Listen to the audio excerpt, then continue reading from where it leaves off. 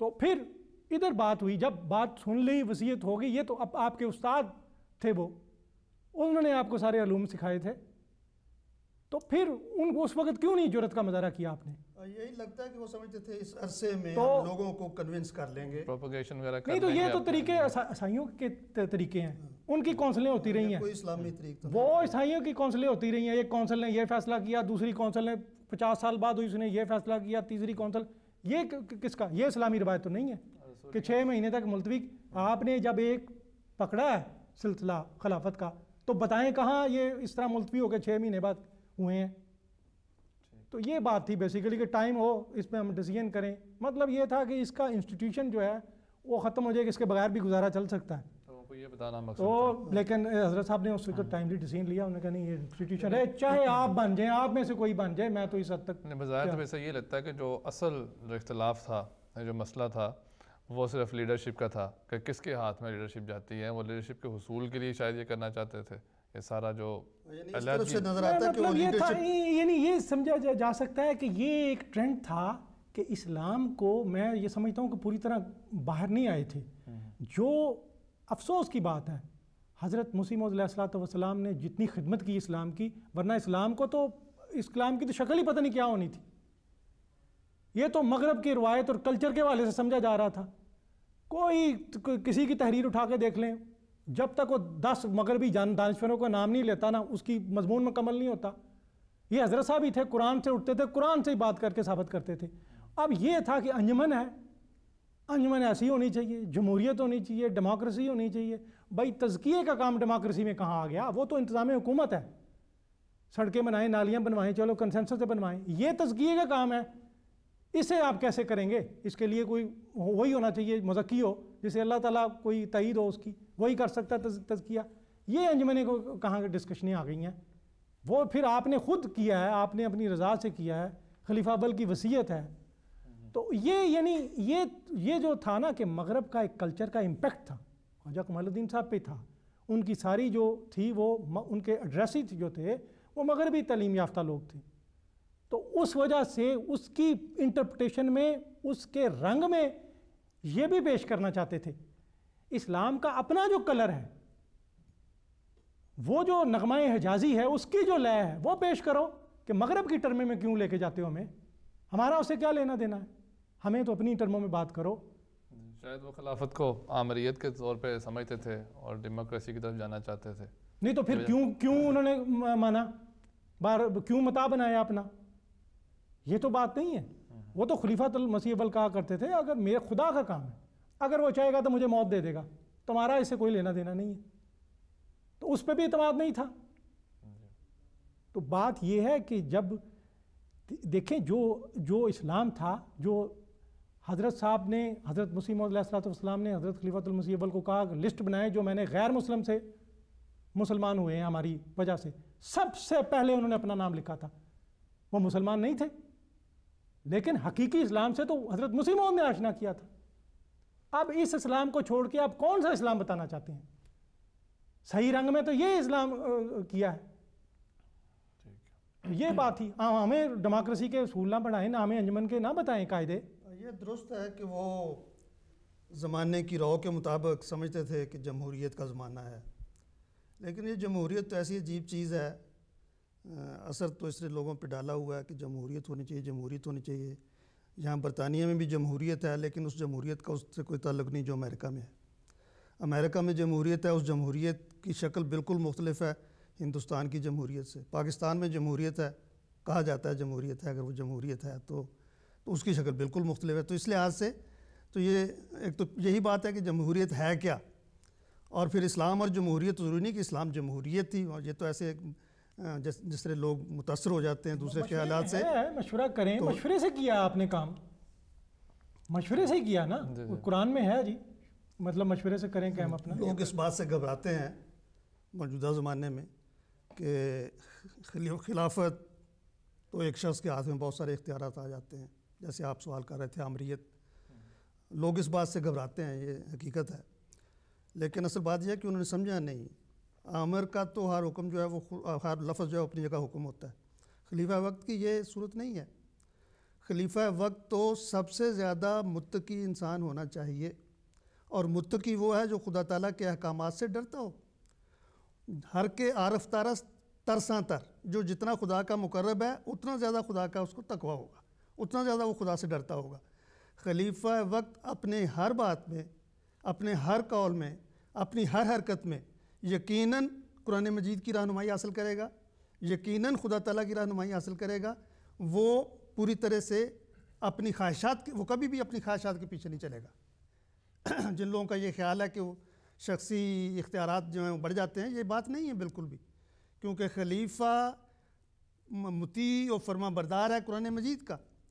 خلیفہ سب سے زیادہ اطاعت کرنے والا ہے اللہ تعالیٰ کی، خلیفہ سب سے زیادہ اطاعت کرنے والا ہے حضرت صلی اللہ علیہ وسلم اور حضرت مسیح موعود علیہ السلام کی۔ تو اس صورت میں تو وہ آمریت کا سوال ہی نہیں پیدا ہوتا یہاں پہ۔ اور پھر خدا تعالیٰ نے جو حکم دیا ہے وَشَاوِرْهُمْ فِي الْأَمْرِ، خلیفہ اس سے بھی استفادہ کرتا ہے۔ شورا کا نظام ہماری جماعت میں بڑا عمدہ جاری ہے۔ میں سمجھتا ہوں کہ شورا کا جو نظام ہماری جماعت میں جاری ہے وہ یونیک ہے، بے مثال ہے، اس کی کوئی مثال نہیں ہے۔ یہاں پہ کوئی دایاں بازو بایاں بازو نہیں ہے، یہاں پہ کوئی حزب اختلاف حزب اقتدار نہیں ہے۔ سب لوگ اپنا مشورہ دیتے ہیں اور خدا تعالیٰ کے خوف سے دیتے ہیں، خدا تعالیٰ کو حاضر ناظر جان کر آ کے اس میں شامل ہوتے ہیں، روحانی قدروں کی حفاظت کے لیے، اخلاقی قدروں کی حفاظت کے لیے، خدا تعالیٰ کے احکامات کی بجا آوری کے لیے، اپنی شہرت کے لیے نہیں، اپنا اقتدار بڑھانے کے لیے نہیں، اپنی حکومت بڑھانے کے لیے نہیں۔ تو جب مشورہ دینے والے اس طرح مشورہ دیں گے اور مشورہ لینے والا بھی خدا تعالیٰ سے ڈرنے والا ہوگا، تو پھر وہ بات تو بالکل سوال ہی نہیں پیدا ہوتا کہ اس کے اختیارات بہت وسیع ہو جائیں اور وہ بے جا اختیارات کا استعمال کرے۔ جب وہ بے جا اختیارات کا استعمال کرے گا تو وہ تو قرآن کو چھوڑ دیا، حضور صلی اللہ علیہ وسلم کو چھوڑ دیا، مسیح علیہ السلام کو چھوڑ دیا، اور یہ تو ممکن ہی نہیں ہے۔ اس لحاظ سے عامر اور خلیفہ کا مقابلے کا سوال ہی پیدا نہیں ہوتا۔ خلیفہ تو حضرت مسلم موعود رضی اللہ عنہ نے کئی دفعہ فرمایا کہ ان لوگوں کو جنہوں نے خلافت سے انکار کیا ہے، بہت سی اور محرومیوں کے علاوہ ایک یہ محرومی بھی ہو گئی کہ تمہارے لیے ایک شخص ہے جو راتوں کو اٹھ کے دعا کرتا ہے، تمہارے درد کو وہ اپنا درد سمجھتا ہے۔ ضرور ماتے ہیں کسی کا ایک بچہ بیمار ہو تو وہ بے چین ہو جاتا ہے، پریشان ہو جاتا ہے۔ میرے لاکھوں کروڑوں بچے بیمار ہیں، میں ان سب کے لیے دعا کرتا ہوں اور میں اپنی راتوں کو اس طرح سے جا کے گزارتا ہوں۔ تو یہ خلیفہ وقت پہ ذمہ داری، دوہری ذمہ داری ہے، مخلوق کی طرف سے بھی، خالق کی طرف سے بھی، اور وہ ذمہ داری کو ادا کرتا ہے۔ اور دوسرے نظاموں میں نہ جمہوریت میں یہ چیز پائی جاتی ہے، نہ امریت میں یہ چیز پائی جاتی ہے۔ خلیفہ کے اختیارات بجا طور پر اس کو خدا تعالیٰ کی طرف سے ملے ہیں، اس کو حضرت صلی اللہ علیہ وسلم کی طرف سے ملے ہیں، اس کو خلفائے راشدین کی طرف سے، یعنی وہ جو سنت خلفائے راشدین ہے اس کی وجہ سے ملے ہیں، اور ایک متعین راہ عمل ہمارے سامنے موجود ہے، اور اس پر چلنے کی وجہ سے جماعت ترقیات کی منازل طے کر رہی ہے۔ ہمارے سامنے نتائج ہیں۔ جب خلافت اولیٰ کے آخر میں یہ اختلاف ہوا ہے تو اس وقت تو یہ تھیوریاں تھیں، وہ لوگ تھیوریوں پہ بحث کر رہے تھے کہ ایسے ہو سکتا ہے، ایسے ہو سکتا ہے، ایسے ہونا چاہیے، ایسے ہونا چاہیے۔ ہمارے پاس اب نتائج ہیں۔ اس وقت جن لوگوں نے انکار کیا وہ قادیان سے محروم ہو گئے، مرکز احمدیت قادیان سے محروم ہو گئے، الوصیت کو پیچھے ڈالا، الوصیت کو اوپر سے پش ڈالتے ہوئے الوصیت سے محروم ہو گئے۔ الوصیت سے محروم ہونے کی وجہ سے حضرت مسیح موعود علیہ السلام کے مقام سے محروم ہو گئے، جو اس وقت انقلاب پیدا کرنے کا ایک ذریعہ تھا، جو ایک تجدید دین کا ذریعہ تھا خدا تعالیٰ کی طرف سے۔ خدا تعالیٰ ایک نیا ذریعہ لا رہا ہے اور وہ اس سے پیچھے ہٹ رہے ہیں، اس کو چھوڑ رہے ہیں۔ بہشتی مقبرہ، حضرت مسیح علیہ السلام کی کتنی بشارتیں ہیں اس کے متعلق، وہ بہشتی مقبرے سے محروم ہو گئے، وحدت سے محروم ہو گئے، مرکزیت سے محروم ہو گئے، مقصدیت سے محرومی ان کے حصے میں آئی، اور نتیجہ ہمارے سامنے ہے۔ خدا تعالیٰ کے فضل سے جماعت جس طرح ترقی کر رہی ہے اس کو وہ لوگ چیلنج نہیں کر سکتے۔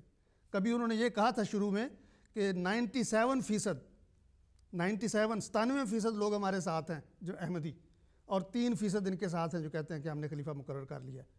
اور پھر کچھ عرصے کے بعد ان کو یہ کہنا پڑا کہ اکثریت جو ہے وہ قادیان والوں کے ساتھ ہے، اور یہ حقیقت ہے، کوئی کہے یا نہ کہے، یہ ایک ایسی حقیقت ہے جو خود اپنے آپ کو منواتی ہے۔ جادو وہ جو سر چڑھ کے بولے، جو جماعت کی ترقی ہو رہی ہے خدا تعالیٰ کے فضل سے ہر طرف اور ہر لحاظ سے، صرف یہی نہیں کہ بیعتیں ہوتی ہیں اور جماعت کی تعداد بڑھ رہی ہے، جماعت کی تعداد بڑھ رہی ہے، علمی لحاظ سے ترقی ہو رہی ہے، تربیتی لحاظ سے ترقی ہو رہی ہے، تہذیبی لحاظ سے ترقی ہو رہی ہے، اور وہ وقت آ رہا ہے جب دنیا رہنمائی کے لیے، ہر مسئلے میں رہنمائی کے لیے قادیان کی طرف دیکھے گی۔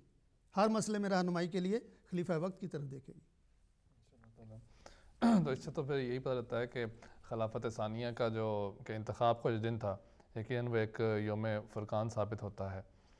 لیکن کیا اس دور میں کچھ، جیسے آج تو ہمیں پتہ لگتا ہے، نظر بھی آ رہا ہے ہمیں کہ اللہ تعالیٰ کی جو تائید تھی وہ جو جماعت کے ساتھ تھی، جو خلافت کے ساتھ تھے ان کے ساتھ تھی، کیا اس دور میں بھی ایسی باتیں کوئی نظر آتی تھیں کہ جو خدا تعالیٰ کی تائید و نصرت ہے وہ مباین کے ساتھ ہے اور غیر مباین کے ساتھ نہیں ہے؟ نہیں، میں تو یہ عرض کر چکا ہوں، خلافت کا جو جلسہ ہوا ہے انتخاب خلافت کا، وہاں پر ہی یہ چیز نظر آ رہی تھی کہ خدا تعالیٰ کس کے ساتھ ہے۔ خدا تعالیٰ کی تائید و نصرت کی گواہیاں وہاں سے شروع ہو رہی تھیں۔ اس سے پہلے بہت سی باتیں ہیں، بہت سے رویا اور کشوف ہیں، حضرت مسیح علیہ السلام کے رویا اور کشوف ہیں، حضرت خلیفہ اول کے رویا اور کشوف، حضرت خلیفہ اول کے ارشادات ہیں۔ لیکن اگر واقعات کے لحاظ سے دیکھا جائے تو اس وقت یہ پتہ چلتا ہے کہ بیعت کرنے والے جو ان کی خدا تعالیٰ نے تائید کی، اور جو بیعت کرنے والے نہ تھے وہ ناکام ہوئے اپنے ارادوں میں، اور ان کو ناکامی کا منہ دیکھنا پڑا۔ دیکھیں ایسے نازک حالات میں، ایسے نازک وقت میں یقیناً جماعت کو سنبھالنا ایک عام کام تو نہ تھا، تو حضور نے اس سلسلے میں ایسے کیا کام کیے یا ایسا کیا طریقہ اختیار کیا کہ لوگوں کے دلوں میں خلافت کا جو مقام تھا وہ واضح ہو جائے؟ یہ میں سمجھتا ہوں کہ اسی سوال کا ہی حصہ ہے کہ خدا تعالیٰ کی تائید سے یہ کام ہو سکتا ہے، اس کے بغیر تو یہ نہیں کام ہو سکتا تھا۔ جیسے کہ ذکر ہو چکا ہے، حضرت خلیفۃ المسیح ثانی کا ذکر مخالف ایک بچے کے طور پہ یا نوجوان کے طور پہ کرتے تھے۔ آپ کو ناتجربہ کار سمجھا گیا، کم علم سمجھا گیا، اور یہ سمجھا گیا کہ خلافت کی شان، جو خلافت کا مقام بہت اونچا ہے، آپ اس کے لیے مناسب نہیں ہیں۔ حضرت خلیفہ اول کی جو تصنیفات ہیں وہ 100 سے بھی زیادہ ہیں، ان میں سے اکثر تصنیفات ابتدائی زمانے کی ہیں۔ یہ میں نے اس پہ غور کیا ہے، اکثر تصنیفات، بعد میں مصروفیات بڑھ گئیں، تربیتی مصروفیات بڑھ گئیں، اور وجوہ ہو گئے، طبیعت بھی خراب ہوگی، لیکن آپ کی جو علمی تصنیفات ہیں وہ ابتدائی زمانے کی ہیں۔ اور بالکل ابتدائی زمانے کی کتاب منصب خلافت اور انوار خلافت، اس کو آپ پڑھ کے دیکھیں، ایسے لگتا ہے کہ وہ جیسے کوئی الہامی کتابیں۔ منصب خلافت میں آپ نے خلیفہ کا کام اور مقام بتایا۔ منصب خلافت میں آپ نے یہ واضح فرمایا ہے کہ چونکہ خلیفہ نبی کا قائم مقام اور جانشین ہوتا ہے، اس لیے خلیفہ کا بھی وہی کام ہے جو نبی کا کام ہوتا ہے۔ اور اس سے پھر آپ نے حضرت ابراہیم کی دعا کو سامنے رکھا اور انہوں نے کہ مجھے یہ سمجھایا گیا ہے کہ ربنا وابعث فیہم رسولا منہم یتلو علیہم آیاتک ویزکیہم ویعلمہم الکتاب والحکمہ۔ اس پہ بنیاد ہے اس کتاب کی، اور آپ نے فرمایا کہ یہ خلیفہ کے کام ہے۔ اس وقت گویا آپ نے، میں سمجھتا ہوں خلیفۃ المسیح رابع نے بجا طور پہ یہ فرمایا ہے کہ وہ 1000 سالہ دور کا ایک نقشہ بن رہا تھا، روڈ میپ بن رہا تھا کہ کیا کیا ہم آگے جا کے کریں گے۔ وہ ایک نوجوان پیش کر رہا ہے دنیا کے سامنے اپنا پروگرام، ایک نوجوان، ناتجربہ کار نوجوان اپنا پروگرام پیش کر رہا ہے، اور وہ پروگرام ایسا ہے کہ اس وقت بھی اور آج بھی ہم اس سے برکت حاصل کر رہے ہیں۔ وہی کام جو حضور نے بتایا تھا کہ یہ چونکہ خدا کے نبی کے کام ہوتے ہیں، اس لیے خدا کے خلیفہ کے بھی یہی کام ہے، وہی کام ہو رہے ہیں، اور ان میں اللہ تعالیٰ کے فضل سے ترقی ہے اور برکت مل رہی ہے اللہ تعالیٰ کے فضل سے۔ جزاکم اللہ واحسن جزاک۔ ناظرین کرام، ہم نے گفتگو کی، آج تذکرہ کیا اس دور کا جو خلافت کے آغاز کا دور ہے، جو حضرت خلیفۃ المسیح ثانی رضی اللہ تعالیٰ عنہ کی خلافت کا انتخاب کا وقت ہوتا ہے، اور اس دور میں جو فتنہ انکار خلافت اٹھ کر سامنے آیا ہے اس کی کس طرح آپ نے سرکوبی کی۔ انشاءاللہ ہم اگلے پروگراموں میں خلافت ثانیہ کے اوپر، خلافت ثانیہ کے دور کے متعلق جو پروگرام ہیں ان میں مختلف خدمات کا، مختلف ادوار میں جو خدمات ہوئیں ان کا جائزہ لیتے رہیں گے۔ میں پروگرام کے آخر میں شکریہ ادا کرنا چاہتا ہوں مکرم مولانا عبدالباسط شاہد صاحب کا اور مکرم نصیر احمد حبیب صاحب کا کہ وہ ہمارے ساتھ تشریف لائے اور انہوں نے ان موضوعات پر گفتگو کی۔ انشاءاللہ تعالیٰ اگلی منگل کے روز پھر حاضر ہوں گے۔ اجازت دیجیے، السلام علیکم ورحمۃ اللہ وبرکاتہ۔ احمد کے ہم دردوں میں غم خاروں میں ہوں، بے وفاؤں میں نہیں ہوں، میں وفاداروں میں ہوں، بے وفاؤں میں نہیں ہوں، میں وفاداروں